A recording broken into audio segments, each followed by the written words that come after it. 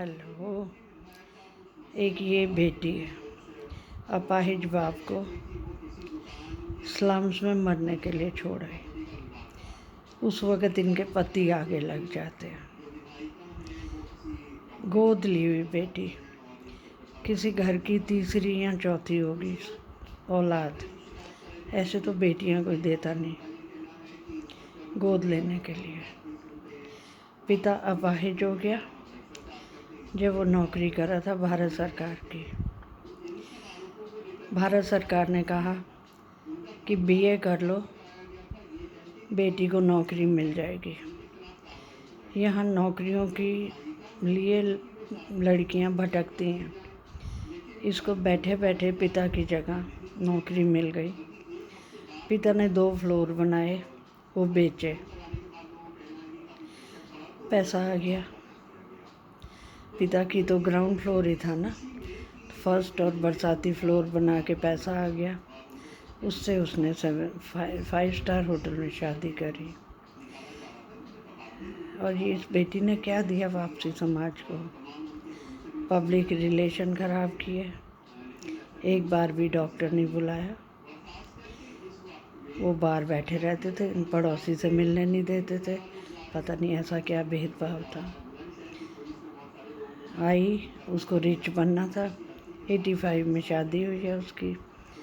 83 में उसको नौकरी मिल गई, बीए 3rd डिवीज़न, सरकारी जॉब, एयर इंडिया।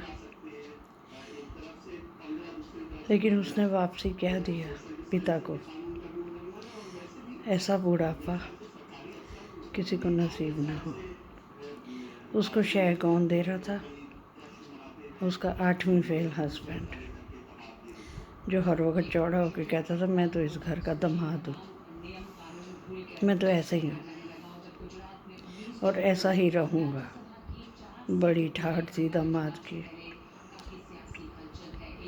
लेकिन अपने ससुर की सेवा नहीं करी। अगर जायदाद के लिए बैठे हो, सिर्फ यही मकसद है ज़िंदगी में, तो ये जायदाद तो ऐसी चीज़ है, इधर से आती है और उधर से चली भी जाती है।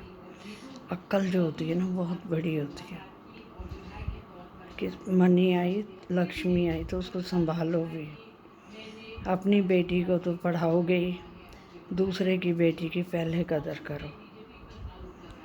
अपनी बीवी के लिए तो सिक्योरिटी चाहिए, दूसरों की बीवी के बारे में शर्म करो।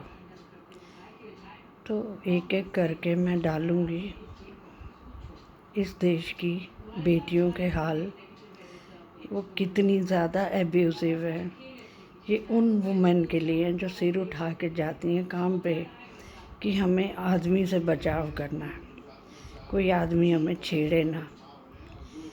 मैं उन औरतों को कहती हूँ, आदमी तुम्हें कुछ नहीं कहेंगे जब तक तुम्हारा रास्ता सही है।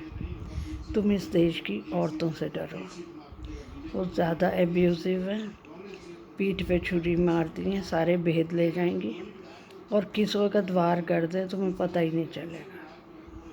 तो रोज़ की एक हो गई। आज तारीख है 4 जून 2020। फिर मिलते हैं।